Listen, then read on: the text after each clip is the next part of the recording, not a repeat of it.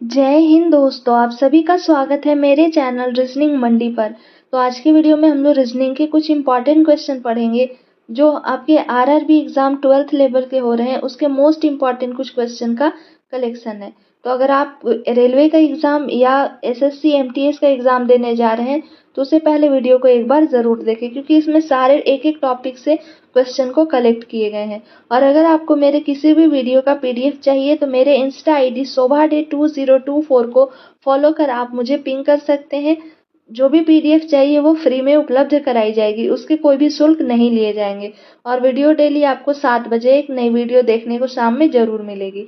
तो चलिए शुरू करते हैं। पहला प्रश्न आज का पहला प्रश्न है, लुप्त संख्या को ज्ञात करिए। अब सबसे पहले इसमें देखेंगे हम लोग की लुप्त संख्या किस स्थान पे है। तो इस स्थान पे देख रहे हैं लुप्त स्थान दिया गया है क्वेश्चन मार्क। अब ये 3 है, 4 है, 2 है, 5 है, उससे संख्या क्या बनाई जा रही है? तो बड़ी संख्या बनाई जा रही है। तो बड़ी संख्या बनाई जा रही है तो या तो वो मल्टीप्लाई हुआ होगा या ऐड हुआ होगा। तो मल्टीप्लाई करते हैं तो 4 गुने 3 करेंगे तो क्या हो गया 12, 12 गुने 5 करेंगे तो 60 हो गया। तो ये संख्या इससे बड़ी हो गई, तो मल्टीप्लाई तो हो नहीं रहा है। अब एक बार सारे डिजिट को क्या करेंगे, ऐड करके देखते हैं। तो 3 5 8, 8 2 10, 10 4 14, 14 और 22 का कोई भी रिलेशन नहीं है। तो इसमें देखिए क्या किया गया है कि ये दोनों जो संगत आपके दिए गए हैं, यानी कि 3 और 4 को आपस में मल्टीप्लाई किया गया है। तो क्या 3 और 4 को मल्टीप्लाई करके हो जाएगा 12। और ये 5 और 2 को मल्टीप्लाई करेंगे तो 5 और 2 को मल्टीप्लाई करने से क्या आ जाएगा 10 आ जाएगा। अब जो दोनों प्रोडक्ट आए हैं उसे आपस में ऐड कर दिया गया, यानी कि पहला आया था 12 और दूसरा क्या आया था 10 आया था। तो ये 12 और 10 को जब ऐड करेंगे तो कितना आ जाएगा 22 आ जाएगा। इस स्थान पे देखिए 22 दिया गया है। अब सेम इसमें भी वो पैटर्न को फॉलो करते हैं तो 2 इंटू 1 करेंगे।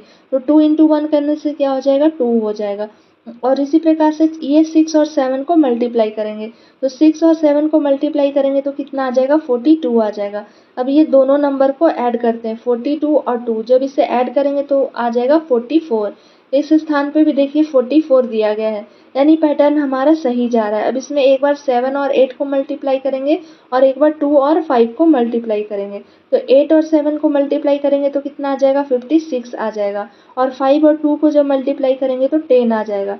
अब ये दोनों संख्याओं को आपस में ऐड करते हैं 10 और 56 को, तो कितना आ जाएगा 66 हो जाएगा। 66 देखते हैं किस ऑप्शन में है, ऑप्शन डी में दिया गया है। तो इस स्थान पे हो जाएगा 66, इसका करेक्ट आंसर हो जाएगा।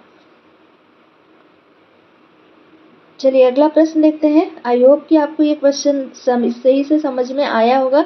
तो ऐसे पैटर्न को आप लोग ध्यानपूर्वक समझिएगा, क्योंकि रीजनिंग के क्वेश्चन में जितने ज़्यादा पैटर्न को आप समझिएगा उतना ही हेल्पफुल होगा क्वेश्चन को सॉल्व करने में। अगला प्रश्न है, नीचे दिए गए विकल्पों में से संबंधित शब्द का चयन करें। अब शब्द क्या है, डॉक्टर है। डॉक्टर का रिलेशन किससे दिया गया है, तो स्टेथोस्कोप से दिया गया। उसी प्रकार से लोहार का पूछा जा रहा है कि क्या होगा। तो डॉक्टर जो होता है वो अपना कोई भी जांच करने के लिए, यानी उनकी बेसिक नीड जो होती है, जो नॉर्मल हार्ट बीट ये सब चेक, हार्ट रेट ये सब को वो चेक करते हैं। तो वो किसके द्वारा करते हैं, तो स्टेथोस्कोप के द्वारा करते हैं। यानी कि डॉक्टर का ये एक टूल्स का नाम है। ठीक है, ये टूल्स है जिसे बोला जाता है नॉर्मल भाषा हिंदी में इसे हम लोग आला के नाम से भी जिसे जानते हैं, तो उसे स्टेथोस्कोप बोलते हैं। तो उसी प्रकार से लोहार जो है, लोहार किस टूल्स का यूज करते हैं, इलाज करने में ये स्टेथोस्कोप का यूज करते हैं। तो लोहार किसका यूज करते हैं, इसका करेक्ट आंसर हो जाएगा ऑप्शन ए। वो क्या कहलाता है, निहाई कहलाता है। निहाई इसका करेक्ट आंसर हो जाएगा। ऑप्शन ए में दिया गया, ऑप्शन ए करेक्ट हो जाएगा इसका। अगला क्वेश्चन है, निम्नलिखित श्रृंखला श्रेणी में रिक्त स्थान को ज्ञात करिए। अब देखिए दो रिक्त स्थान दिए गए, एक यहाँ और एक यहाँ। तो Z और A दिया गया है, Y और B है, V और E है। तो नेक्स्ट क्या होगा, तो देखिए इसमें सबसे पहले -1 होते जा रहा है। ठीक है, Z से Y गए यानी कि -1, Y से V गया यानी कि ये भी क्या हो जाएगा -1 हो जाएंगे। ठीक है, अब V से एक माइनस हम लोग जाएंगे तो क्या हो जाएगा, ये एक माइनस है पर ये आपका -1 नहीं दिया गया, क्योंकि अगर -1 होता तो इस स्थान पे x को लिखा जाता। तो वो पैटर्न तो -1 वाला नहीं है। अब नेक्स्ट हम लोग चेक करते हैं कि क्या हो सकता है। तो देखिए इसमें क्या दिया गया, एक दूसरे के अपोजिट दिए गए हैं। तो z का अपोजिट क्या होता है, ए होता है। y का अपोजिट क्या होता है, b होता है। और v का अपोजिट क्या होता है, तो e होता है। अब बाकी दो ऑप्शन को हम लोग चेक करेंगे कि इसमें एक दूसरे का अपोजिट है। तो Z है, Z का अपोजिट A होता है, C नहीं होता है, तो ऑप्शन A नहीं होगा। ठीक है, B की अगर बात करें तो C है, C का अपोजिट आपका X होता है, जबकि यहाँ क्या दिया गया है, W दिया गया है। D का अपोजिट W होता है, तो ये भी ऑप्शन नहीं होगा। C का अपोजिट X और D का अपोजिट W, ये एक ऑप्शन में दिए गए हैं। ठीक है, लेकिन अगर ऑप्शन डी को भी देखें तो डी भी देखिए सेम दिया गया है, एक्स का अपोजिट सी और डब्ल्यू का डी, यानी कि ये चारों जो लेटर है इसमें भी मैच हो रहे हैं। तो अब मेरे दिमाग में ये क्वेश्चन आ रहा है कि ऑप्शन सी को रखा जाए या डी को रखा जाए। तो देखिए ये जो है वो स्टार्ट कहाँ से किया गया है, ए बी सी से नहीं, जेड वाई वी ऐसे है। तो हम लोग किसको स्टार्ट करेंगे, सी को नहीं बल्कि किसको लिखेंगे, एक्स को लिखेंगे। एक्स हो जाएगा और सी हो जाएगा और दूसरे में क्या हो जाएगा, डब्ल्यू हो जाएगा और डी हो जाएगा। ये वाला देखिए A B E C D इस तरीके से सेकेंड वाले बढ़ रहे हैं और ये Z Y V X W है, तो करेक्ट आंसर इसका ऑप्शन डी हो जाएगा। सी को तब लिखते जब ए पहले होता, लेकिन पहले जेड है तो हम लोग इस क्रम में लिखते हुए जाएंगे, तो एक्स सी और डब्ल्यू डी हो जाएगा। अगला प्रश्न देखते हैं, दर्पण प्रतिबिंब ज्ञात कीजिए। मोस्ट इंपॉर्टेंट क्वेश्चन है, दर्पण प्रतिबिंब का, मिरर का क्वेश्चन है ये, ध्यान पूर्वक समझिएगा। देखिए इसमें क्या कर रहे हैं, दर्पण प्रतिबिंब पूछ रहा है, इस प्रकार से मिरर आपका दिया गया है। जब दर्पण प्रतिबिंब पूछा जाएगा तो इसका क्या होता है कि ऊपर और नीचे, ठीक है, इसे याद रखिएगा, up and down, up and down में कोई भी इसका चेंजेस नहीं होता है। जब भी आपसे पूछा जाएगा दर्पण प्रतिबिंब के बारे में तो इसका अप डाउन में कोई भी चेंज नहीं होगा। ऐसा नहीं होगा कि ये पार्ट जो है वो ऊपर चला जाएगा और ये पार्ट जो है वो नीचे आ जाएगा। चेंज किस में होते हैं, तो उसके साइड्स में चेंज होते हैं, यानी कि राइट जो है वो क्या बन जाएगा, लेफ्ट बन जाएगा और लेफ्ट जो है वो क्या बन जाएगा, राइट बन जाएगा। ये बस चेंजेज होता है, बाकी इसकी आकृति में कोई भी चेंजेस नहीं होंगे। इस बात को ध्यानपूर्वक आप लोग याद रखिएगा।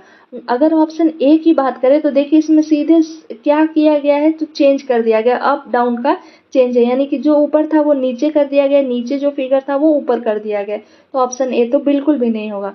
ऑप्शन सी की अगर बात करें तो सी में भी देखिए सेम वही चीज किया है, इसको क्या कर दिया गया है, नीचे कर दिया गया है और नीचे के पार्ट को ऊपर कर दिया गया, जबकि अभी आपको बताया है कि उसके साइड्स में चेंज होते हैं, ना कि ऊपर नीचे में। तो ऑप्शन सी भी नहीं होगा। अब ऑप्शन बी और डी दोनों एक जैसे हैं, यानी कि जैसा फिगर है वैसे ही है, लेकिन एक और इसमें आपको क्या बताया गया था कि कंडीशन क्या है कि राइट वाला लेफ्ट और लेफ्ट वाला राइट हो जाता है। तो ये जो आपका दिया गया है ये किस साइड में है, तो लेफ्ट साइड में, लेफ्ट में है तो ये कहाँ चला जाएगा, जब इसका दर्पण प्रतिबिंब बनेगा तो ये कुछ इस प्रकार से बनेंगे, ये सेम ऐसे ही रहेगा जैसा था फिगर, और ये डॉट जो है वो अभी लेफ्ट साइड में है तो वो कहाँ जाएगा, राइट साइड में हो जाएगा, यानी कि ऐसे प्रतिबिंब बनेंगे। और ऑप्शन डी में देखिए सेम दिया गया, तो ये भी नहीं होगा, ऑप्शन बी इसका करेक्ट हो जाएगा, क्योंकि इसमें ये figure same to same draw किया गया, ऑप्शन बी करेक्ट होगा। अगला प्रश्न देखते हैं, 91 को क्या लिखा गया है, 19 लिखा गया है। उसी प्रकार से 63 को क्या लिखा जाएगा, ये प्रश्न में पूछा जा रहा है। तो सबसे पहले दिमाग में हमारा क्या आ रहा है कि अंकों को अलट पलट करके लिखा गया है, ठीक है, अलट पलट करके लिखे गए हैं। लेकिन जब हम नेक्स्ट इसकी बात करें, अलट पलट का मतलब क्या है कि इकाई के स्थान पे जो है वो दहाई पे आ गया और दहाई वाला इकाई पे आ गया। लेकिन जैसे ही 63 को जब हम चेंज करेंगे तो वो क्या बन जाएगा, नंबर बनेगा 36, और 36 कहीं भी देखिए आपके ऑप्शन में नहीं दिया गया, तो ये तो बिल्कुल भी पैटर्न नहीं फॉलो हो रहे हैं। अब नेक्स्ट और देख सकते हैं कि और क्या हो सकता है, संभावनाएं क्या क्या बन सकती हैं। तो 91 है, देखिए 91 को जब एक बार इससे मल्टीप्लाई किया गया, ठीक है, तो 9 इंटू क्या करेंगे, 1 करेंगे, 9 इंटू 1 करने से कितना आ जाएगा, 9 आ जाएगा। और फिर इसी नंबर को यानी कि 91 जिससे बना है उसी को एक बार ऐड करेंगे, तो 9 प्लस क्या हो जाएगा, 1 हो जाएगा। तो 9 प्लस 1 करेंगे तो कितना आ जाएगा, 10 हो जाएगा। यानी ये दो संख्या को एक बार मल्टीप्लाई किए और एक बार ऐड किए, और फिर जो दो संख्याएं प्राप्त हुई वो दोनों को आपस में ऐड कर दिया गया है। तो 9 और 10 को जब ऐड करेंगे तो क्या आ जाएगा, 19 आ जाएगा। देखिए इस स्थान पे 19 दिया गया, ये मोस्ट इंपॉर्टेंट क्वेश्चन है, इस पैटर्न से हमेशा एक प्रश्न पूछे जाते हैं, तो इसे आप लोग ध्यानपूर्वक समझिएगा। अब है 63, तो 63 में देखिए सबसे पहले एक बार मल्टीप्लाई किए थे तो मल्टीप्लाई करेंगे, 6 इंटू क्या कर देंगे, 3 कर देंगे।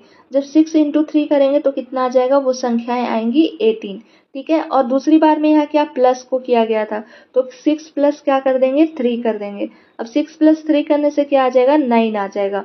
अब दोनों जो संख्याएं प्राप्त हुई, एक 18 और दूसरा 9, ये दोनों को आपस में ऐड कर देंगे। ऐड करने से कितना हो जाएगा, तो 9 और 8 17 का 7 हो गया, 1 1 2 यानी कि 27 आ रहा है। 27 देखते हैं किस ऑप्शन में है, ऑप्शन ए में दिया गया है। इसका करेक्ट आंसर ऑप्शन ए हो जाएगा। नेक्स्ट क्वेश्चन है, प्रश्नवाचक के स्थान पर क्या आएगा। अब देखिए प्रश्नवाचक में क्या बी है, सी है, ई है। बी सी ई को क्या लिखा गया, 4 है, 6 है, 10 है। तो उसी प्रकार से के एम क्यू को पूछ रहा है कि क्या होगा। अब देखिए इसमें पहला जो दिया गया वो है क्या है, अल्फाबेट है। ठीक है, ABC अल्फाबेट है दिए गए हैं, और वो अल्फाबेट से आपको क्या बताया गया है, नंबर में इसे लिखा गया है। तो कहीं ना कहीं उसके स्थान से वो जरूर संबंधित होगा। अब देखते हैं, बी है, सी है और ई है। बी सी ई को क्या लिखा गया है, तो बी सी ई को 4 लिखा गया है, 6 लिखा गया है और 10 लिखा गया है। यानी कि ये तीन, इधर देखिए ये 3 संख्याएं हैं।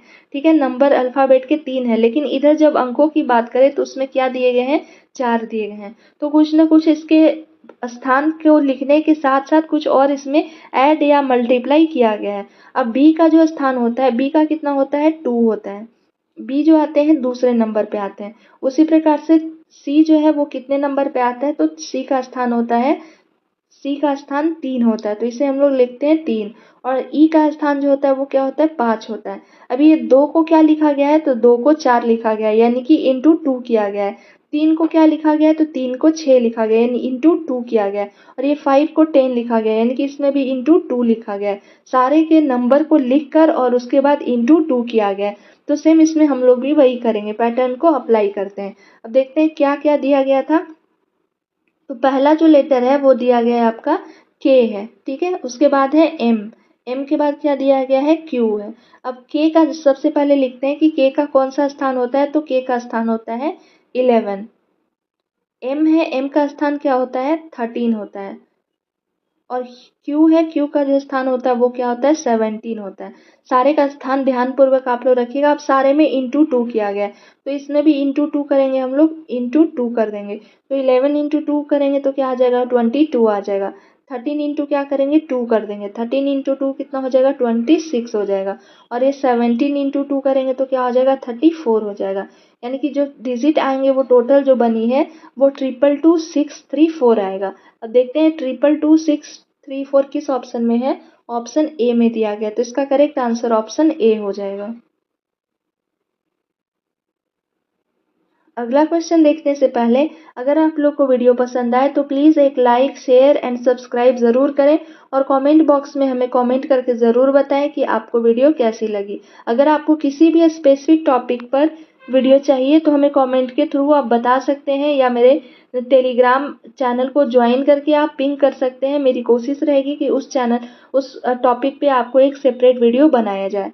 अगला क्वेश्चन देखते हैं। अगला है, वेन आरेख में निम्न में से कौन सी संख्या दयालु अध्यापक को दर्शाता है।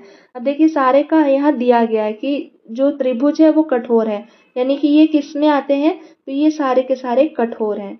ठीक है, उसके बाद क्या दिया गया है, दयालु दिया गया है। तो ये जो फिगर है आपका स्क्वायर का वो क्या है, दयालु है, तो इसे लिख लेते हैं दयालु। और ये सर्किल जो है वो किसका है, सर्किल है अध्यापक का। अब प्रश्न में क्या पूछा जा रहा है कि दयालु और अध्यापक को दर्शाता है, कठोर को नहीं। ठीक है, तो सबसे पहले कठोर वाले को हटा देंगे। कठोर वाले को हटाएंगे तो ये 1 जो है वो हट जाएगा क्योंकि कठोर में है। उसके बाद ये 2 भी हट जाएगा क्योंकि 2 किस में है, कठोर वाले में। उसके बाद आपका कौन सा, ये 3 जो है वो 3 भी हट जाएगा क्योंकि ये भी इसी कठोर वाले में है। तो 1 2 3 तो आपका खत्म हो गया, बचा 6 4 5। अब क्या करें कि दयालु अध्यापक है, यानी कि ऐसा नंबर आपको ढूंढना है जो किसमें हो, तो ये आपका सर्किल में भी हो और सर्किल के साथ साथ ये स्क्वायर में भी हो। तो 5 जो है वो सिर्फ और सिर्फ स्क्वायर में है, तो ये भी नहीं होगा क्योंकि ये क्या है, ये सिर्फ दयालु है, अध्यापक नहीं है। अगर ये 6 की बात करते हैं तो 6 देखिए ये सिर्फ और सिर्फ सर्किल में है, यानी कि अध्यापक है, ये दयालु नहीं है। ये सिर्फ और सिर्फ आपका क्या दिया गया, अध्यापक है। तो ये भी आपका 6 जो है वो कैंसिल हो गया, 6 भी नहीं होगा। अब 4 की बात करते हैं तो 4 देखिए एक ऐसा नंबर है जो ये सर्किल में भी कॉमन है, ठीक है, और ये स्क्वायर जो है स्क्वायर में भी कॉमन है, ये दोनों में कॉमन है। और वही आपसे पूछा जा रहा था कि दयालु अध्यापक हैं, तो इसका करेक्ट आंसर क्या हो जाएगा, 4 हो जाएगा। ऑप्शन बी में दिया गया, ऑप्शन बी करेक्ट हो जाएगा इसका आंसर। अगला प्रश्न है, दी गई संख्या श्रृंखला में गलत संख्या ज्ञात कीजिए। अब 462 दिया गया है, उसके अलावा आपके कौन से नंबर है, 561 है, 385 है, 342 है, 396 है। तो अगर सबसे पहले इसमें हम लोग क्या देखते हैं, जब भी आपको गलत संख्या चूज करने के लिए देगा तो ऑड या इवन नंबर देखते हैं, ठीक है। ऑड इवन या प्राइम नंबर को देखते हैं कि ये तो नहीं है, या तो फिर उसकी संख्याओं को सारे को ऐड करके देखेंगे। तो ऑड इवन में हमें कोई भी समझ में नहीं आ रहा, क्योंकि ये दो देखिए ऑड दिया गया है विषम संख्या, बाकी की सारी सम संख्या है, तो ऑड इवन का यहाँ तो कुछ हो नहीं सकता है। उसके बाद प्राइम नंबर का भी इसमें कुछ भी नहीं हो सकता है। अगला और देख सकते हैं, इसके सारी संख्याओं को आपस में ऐड करेंगे तो 6 4 10 और 2 क्या हो गया, 12 हो गया। 5 6 11 और 1 क्या हो गया, 12 हो गया। 3 8 8 और 3 11 11 5 16 हो गया। 4 3 7 2 9 हो गया। ये 9 6 15 15 और 3 ये क्या हो गया, 18 हो गया। यानी कि आपके संख्याओं को जोड़ के भी कुछ भी समझ में नहीं आ रहा, क्योंकि दो तो 12 के पेयर बन रहे हैं, बाकी सारी संख्याएं अलग अलग आ रही हैं, तो ये भी आपका नहीं हो सकता है। ठीक है, अब देखिए इसमें क्या पैटर्न लगाया गया है, ध्यान पूर्वक समझिएगा। ये आपके एसएससी एमटीएस के एग्जाम में पूछे गए प्रश्न है। देखिए इसमें क्या किया गया है कि पहली शुरू की संख्या, ठीक है, पहली शुरू की संख्या और लास्ट की संख्या को आपस में ऐड कर दिया गया है। तो पहली शुरू की संख्या इसमें कौन सी बनी है, तो 4 है और उसके बाद 2 दिया गया है। तो ये 4 और 2 को आपस में ऐड जब करेंगे तो ये बीच की संख्या आ रही है। ये 6 दिया गया है तो 6 आ गया। इसमें भी देखिए स्टार्ट की संख्या और लास्ट की संख्या, यानी कि 5 + 1 को ऐड करेंगे, तो 5 + 1 को ऐड करेंगे तो कितना आ जाएगा, 6 आ जाएगा। अब इस स्थान पे भी देखिए 6 दिया गया है। इसमें शुरू की संख्या और लास्ट की संख्या 3 और 5 को ऐड करेंगे तो क्या आएगा, 8 आ जाएगा। अब बीच की संख्या देखिए कितनी दी गई है, 8 दी गई है। फिर इसके बाद इसकी भी दोनों संख्या यानी पहली और लास्ट की संख्या, तो 3 और 2 को ऐड करेंगे तो क्या आ जाएगा, 5 आ जाएगा। जबकि इस स्थान पे देखिए क्या दिया गया है, 4 दिया गया। अभी तक कि ये सारे के सारे तीनों सेम आए हैं। इसको भी देखते हैं, तो पहली 3 है और दूसरी 6 है। अब 3 और 6 को जब ऐड करेंगे तो कितना आ जाएगा, 9 आ जाएगा।